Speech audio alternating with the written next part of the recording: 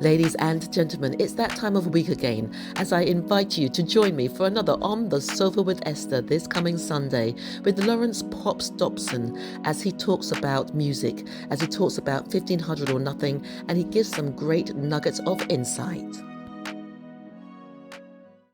Okay, good morning, good evening, good afternoon, wherever you are across the globe. Welcome to On the Sofa with yours truly, Esther Austin.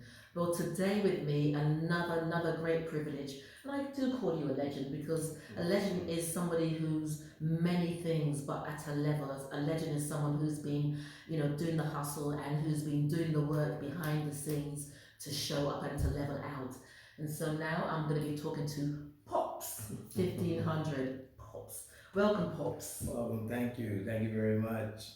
I like to say I don't consider myself a legend, but I did have a dream, and the Most High has allowed me to fulfill that dream. So Excellent, excellent. But why I call you a legend and why I use the word legend sometimes maybe a bit frivolously is because with legends, it's not just how you show up and what people perceive you to be. Behind the scenes, there's a lot of work. There's a lot of work in fulfilling those dreams and getting those dreams and manifesting those dreams. that's true. And you've done it and you're doing it, but also you're an inspiration to others who want to have dreams and just can't see the mountaintop. And you are sort of peeping over the mountaintop now. Yeah, So I'm scratching. you're scratching. So, Pops, I like to ask my guests in a nutshell, in a peanut shell, or a crab shell, or a coconut shell, who is Pops 1500? I am a father of that's been in the music business since I was 16 years old. During that time, I had three kids, two young ladies and one young man. And throughout my course of my career, they've seen a lot. They've seen all that I've been involved with, uh, such as people as Cornelius Grant, Temptations, Smokey Robinson, Lloyd Williams. A lot of people who I've had the opportunity to work with and grow within this business with. Unbeknowingly to me, you never know what your kids are observing during that process. And I've never been one to influence my kids to join this industry, because as we all know, this industry can be very cutthroat. Yes. People can smile in your face and stab you in the back. Backstabbers. Absolutely, absolutely. But and in going through that process, I never knew that I had such an influence over my kids until they started showing me their talent. And wow, I was kind of blown away from that. So yeah, Proud daddy, yeah. feels pretty good. Feels pretty good to see where their growth has come from and how they've taken it to another level. I am quite proud of that. And what do you feel has kept you grounded and on the straight and narrow as much as possible? Because sometimes we all can slip off, we're human.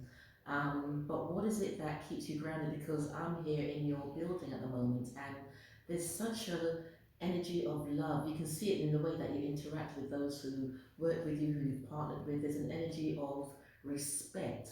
So what do you feel has harnessed that? My family. In all honesty, my family. My wife and I, I've been one of the fortunate guys prior to her death, which took place in 2013. I met her, she became my girlfriend in 1967. Oh, wow. So all of those years, we were together. That's a long time. And being established with her, we both had we had a love for each other. And we had a love for life.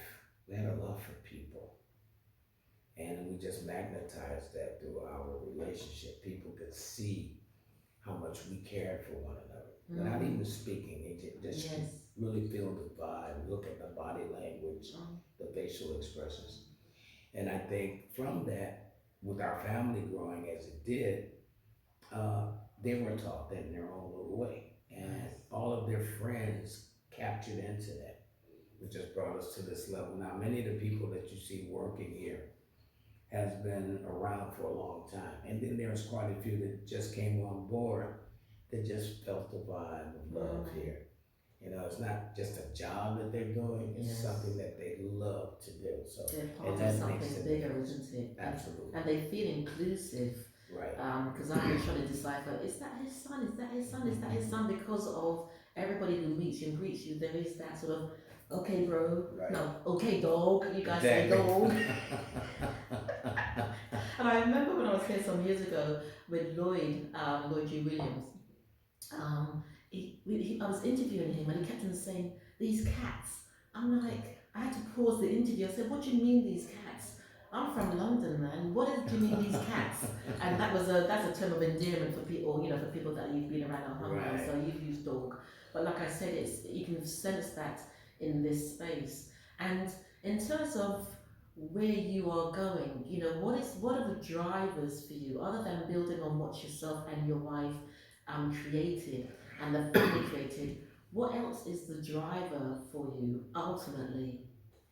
Actually, the driver is the world that I'm living in right now. I mean, with all of the corruption and despair that is going on worldwide, the one thing I truly, truly believe in is that the one and only healer of all of that is love. And where do you achieve love from? Through music. There's an old saying, music calms the savage beast within. That's been proven to me personally. I mean, there's days I come home and I'm so frustrated. When I get on that piano, I'll play a couple of chords and it just mellows me out. And I get back to total control inwardly within myself. So if it works for me, I'm sure it works for others. I can assure you that you've heard a song that you haven't heard in a long time. It just thrilled your heart, made you think back of the past of something that was really good happening at the time it was happening. Yeah. That's truly the answer to that question. And the thing is with music, it touches and it dips into all different emotions, so it meets you where you're at that moment in time. Absolutely. And oftentimes it can level you out. And even with your son, your son, that's that proud daddy, yeah, my boy. Yeah.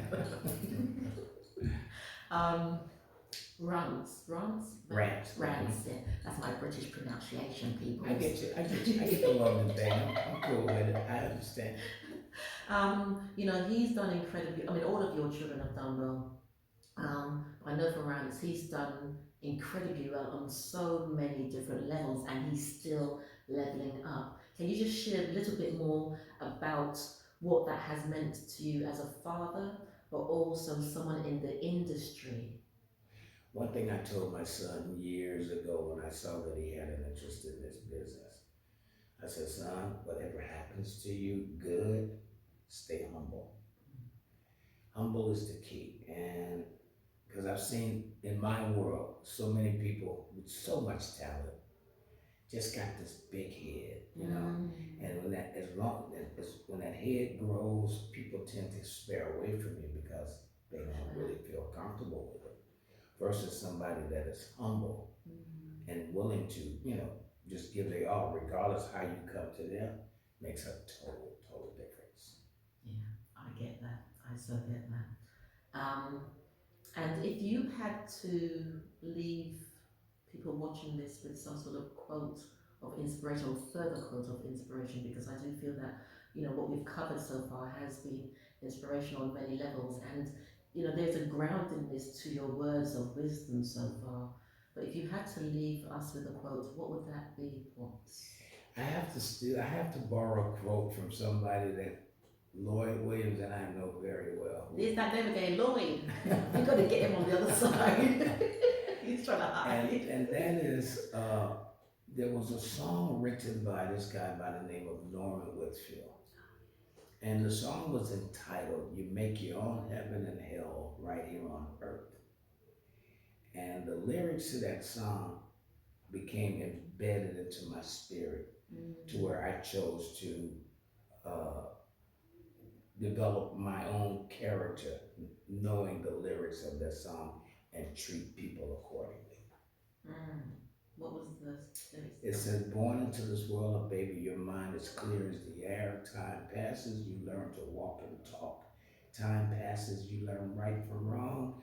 Time passes, you leave home seeking a life of your own. I'm telling you the natural fact for what it's worth. You make your own heaven and hell right here on earth. My favorite line of that song, if you will, it says, "Life is a giant invisible scale with two sides, good and bad. You and your beliefs are the weights, and the things you do each day determines its balance. Yet your conscience is a flawless judge and jury that will only question you when you're wrong."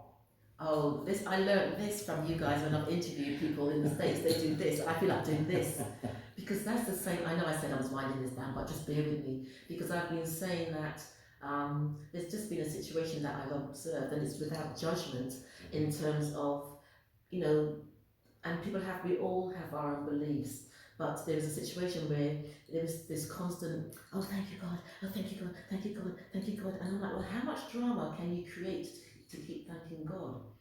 Is that making sense? Mhm. So when we come away from using God as a crutch, and then we operate from that space, then we realise that we don't need to have this drama every day. Right. That's true. And so, what are you feeding? Which side are you feeding? And then the balance of the scales will definitely balance up. Absolutely. I couldn't have said it better myself. Balance up. And I feel I want to talk to you some more, but I want to do a bigger interview with you at some stage because there's so much more to Pops. I need to ask this. And you've shared every time I come, you sit at the piano and you go away into your own world and you play and you sing, and you can tell that it's such a source of ultimate joy for you. Just share a little bit more about that side of you. I can't stay away from music. I'm 71 years old, but music makes me feel like I'm 17. It's just totally spiritually refreshing.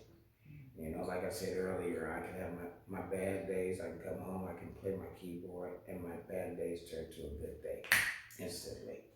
Excellent. So yeah, the advice I would have to people is to, we're all gonna go through adversities in this life we live. There's just no way around that. The key is how you handle it. And if you can find a mechanism that will allow you to separate yourself from those, do what you can with those adversities, let go, let God, and continue to enjoy the life because nothing is guaranteed. And I've got so many more questions in my mind, but that's for part 2 and part 3. I'd like to say thank you for your time. And what's coming to me because of who you are and your ethics is when you work with some of the biggest people in the industry, the biggest names. And obviously, if they didn't want to work with you because of who you were, they wouldn't work with you because of who you are. Thank you so much. And ladies and gentlemen, I've just been talking to Pops, 1500. Just wishing him all the best. I don't even think he doesn't need to be wished all the best because it's already been ordained. But I hope you've taken away something about your own personal journey where you can aspire to be. This is Esther for On the Sofa with Esther. Bye.